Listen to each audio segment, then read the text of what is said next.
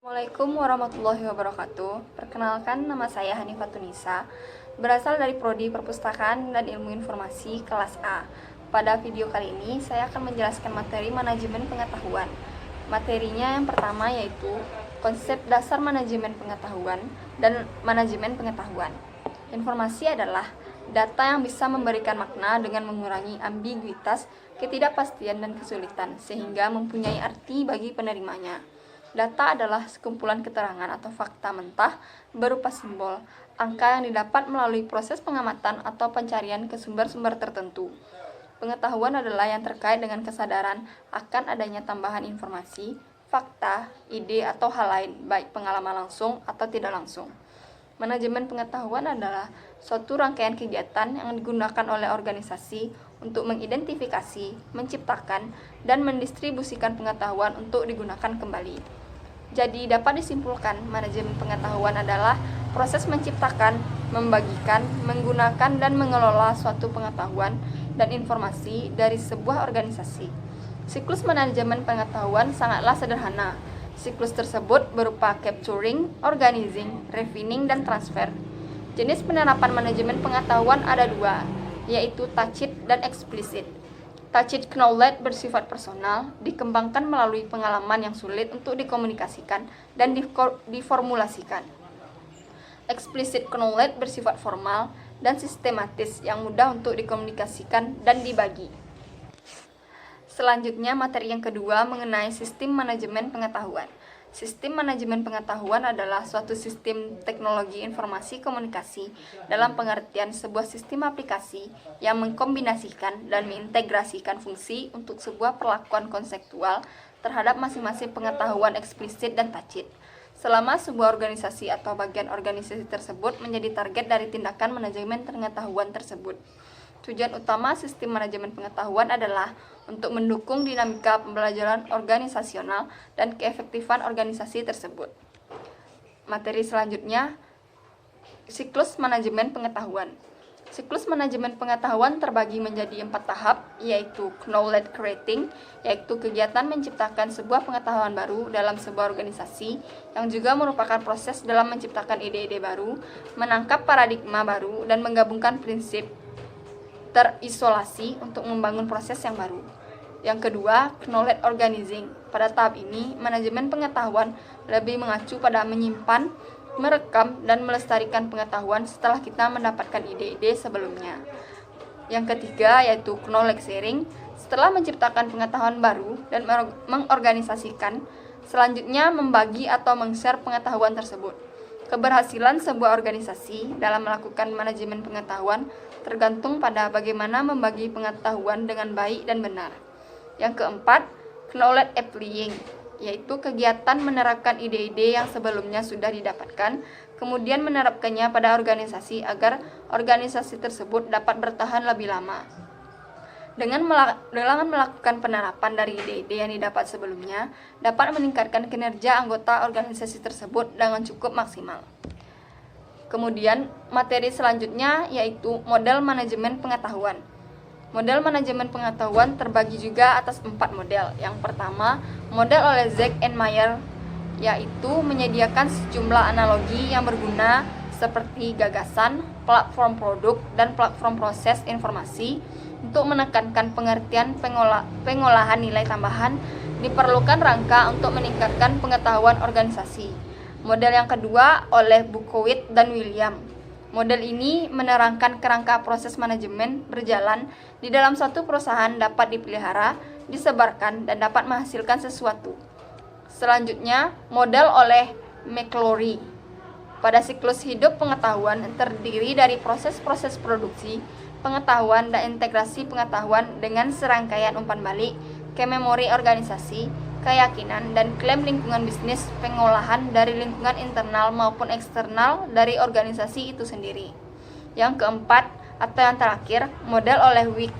Model ini fokus terhadap 3 kondisi yang dibutuhkan dan disiapkan untuk sebuah organisasi untuk memacu suatu keberhasilan di dalam suatu bisnis, di mana membutuhkan sebuah bisnis dan pelanggan, sumber daya, dan mempunyai kemampuan untuk bertindak.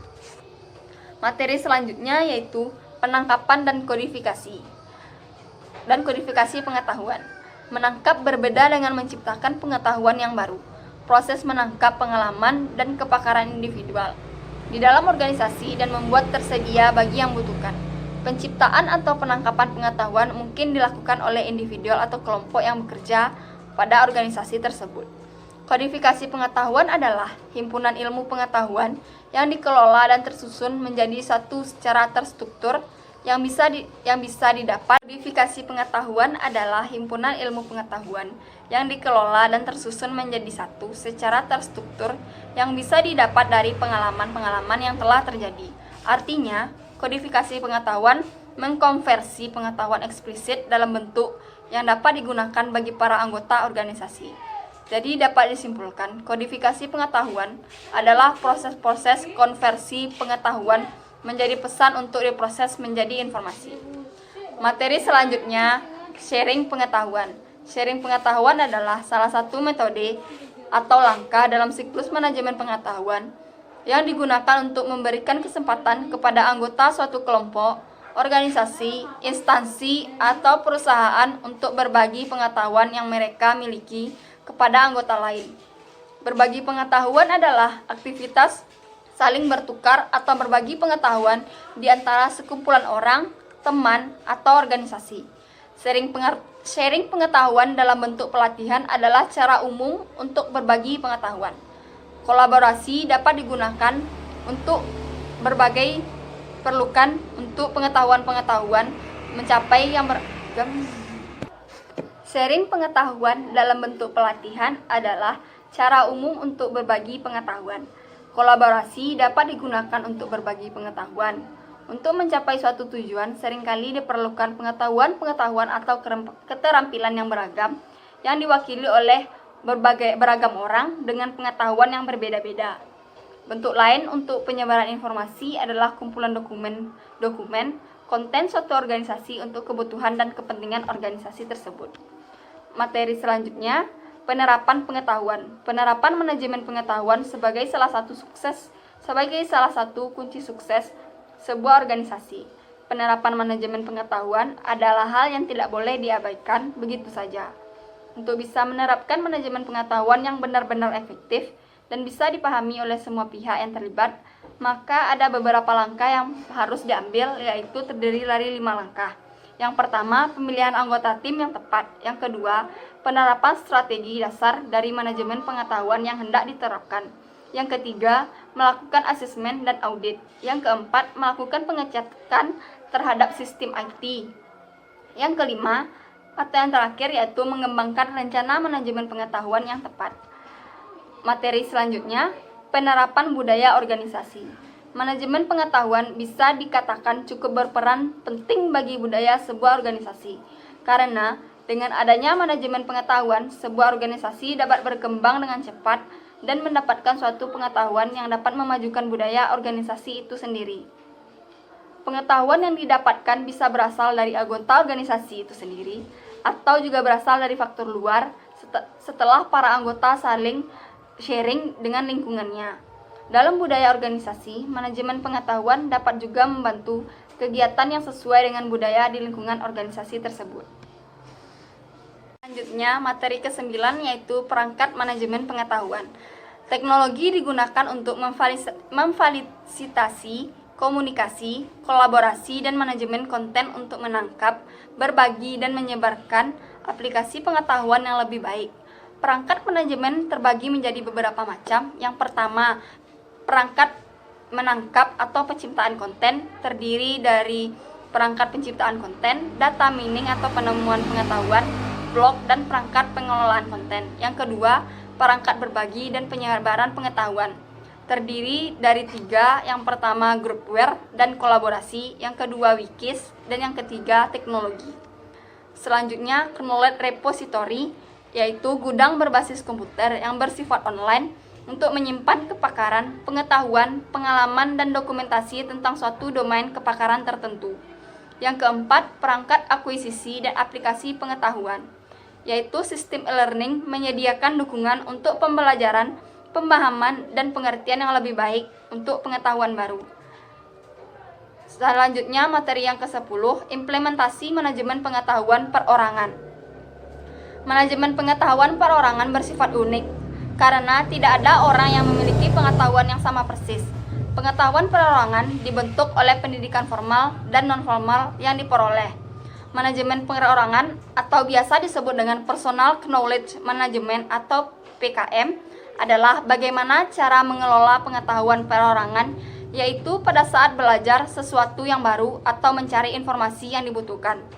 Penerapan manajemen pengetahuan secara personal atau individu didiskusikan dengan keahlian serta teknologi yang mendukung. Perangkat lunak berbasis internet dan berbasis desktop dapat digunakan untuk membantu mengatur dan menyajikan data. Hasilnya menunjukkan bahwa data-data atau pengetahuan yang dimiliki perorangan akan mudah untuk dikelompokkan serta diakses untuk kepentingan tertentu. Dengan mengimplementasikan manajemen pengetahuan, diharapkan dapat meningkatkan kinerja atau hasil bisnis perorangan tersebut. Selanjutnya, implementasi manajemen pengetahuan oleh organisasi. Manajemen adalah aktivitas organisasi yang berfokus pada usaha untuk mengembangkan dan memanfaatkan pengetahuan dalam sebuah organisasi. Penerapan manajemen pengetahuan dapat dimanfaatkan untuk menyelesaikan masalah dalam suatu organisasi.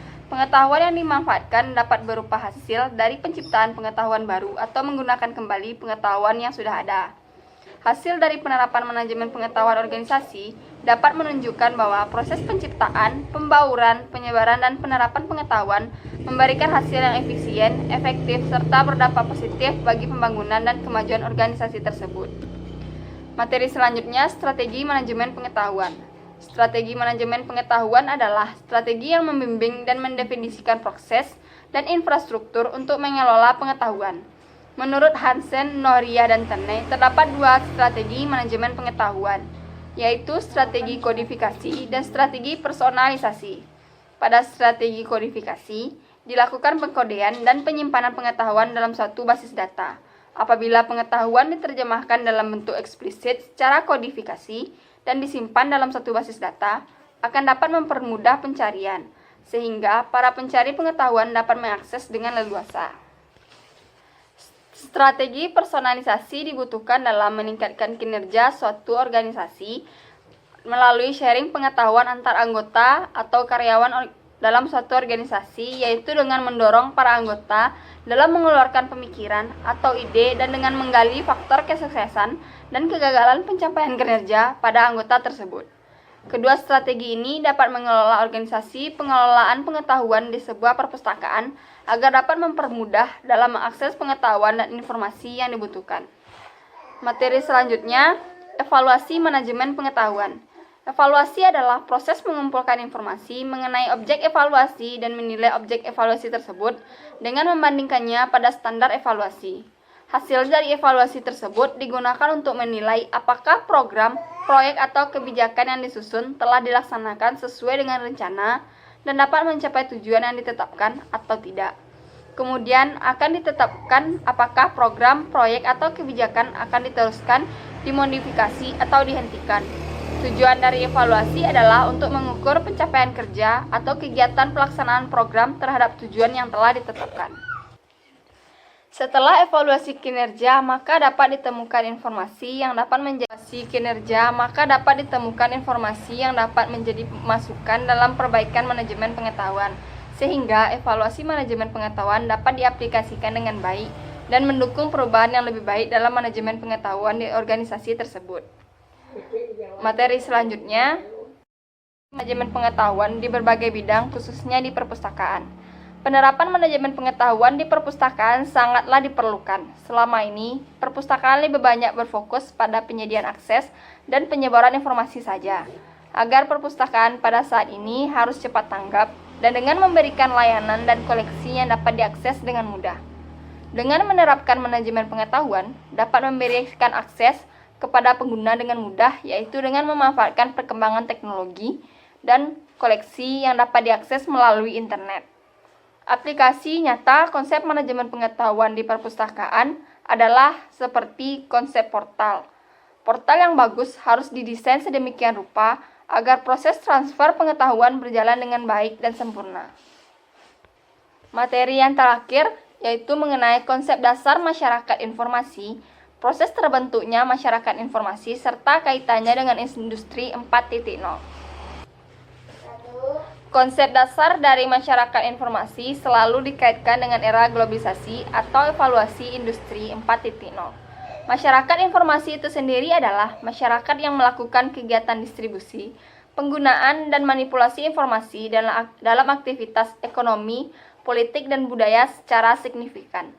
Tujuannya adalah untuk mendapatkan keuntungan kompetitif secara internasional melalui penggunaan teknologi informasi dengan cara efektif dan produktif.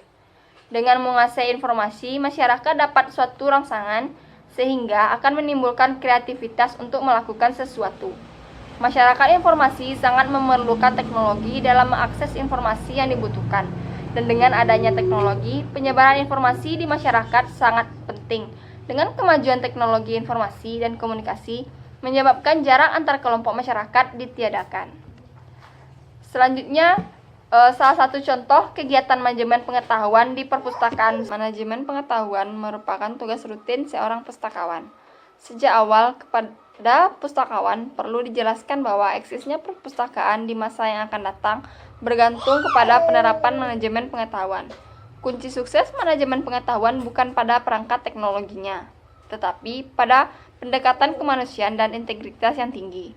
Pentingnya 3C yaitu kultur, cooperation, dan komitmen dalam suatu organisasi.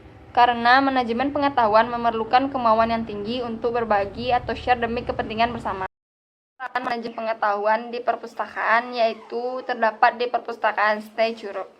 Tugas yang paling utama perlu ditekankan bahwa manajemen pengetahuan merupakan tugas rutin seorang pustakawan. Sejak awal, kepada pustakawan perlu dijelaskan bahwa eksisnya perpustakaan di masa yang akan datang bergantung pada penerapan manajemen pengetahuan. Kunci sukses manajemen pengetahuan bukan terdapat pada perangkat teknologinya, tetapi pada pendekatan kemanusiaan dan integritas yang tinggi. Pentingnya 3C yaitu kultur, cooperation, dan komitmen dalam suatu organisasi. Karena manajemen pengetahuan memerlukan kemauan yang tinggi untuk berbagi atau share demi kepentingan bersama. 3 hal yang dapat dikemukakan dari penjelasan penerapan manajemen pengetahuan di perpustakaan Stay Curug, yaitu pertama, mengelola pengetahuan pada kitab kuning. Kitab kuning adalah kitab lama yang mempunyai nilai historis yang sangat tinggi, sehingga buku penjelasan penerapan manajemen pengetahuan di perpustakaan Stay Curug, yaitu yang pertama, mengelola pengetahuan pada kitab kuning atau buku kuning. Kitab atau buku lama. 3 hal yang dapat dikemukakan dari penjelasan penerapan manajemen pengetahuan di perpustakaan Stay Curug, yaitu pertama, mengelola pengetahuan pada kitab kuning. Kitab kuning adalah kitab atau buku lama yang mempunyai nilai historis yang sangat tinggi, sehingga kitab atau buku tersebut dianggap mempunyai karomah. Yang kedua, kegiatan bedah buku, kegiatan ilmiah yang harus dikembangkan perpustakaan minimal 1 kali setahun. Kegiatan ini dilakukan kepada buku yang baru datang atau masuk ke perpustakaan tersebut.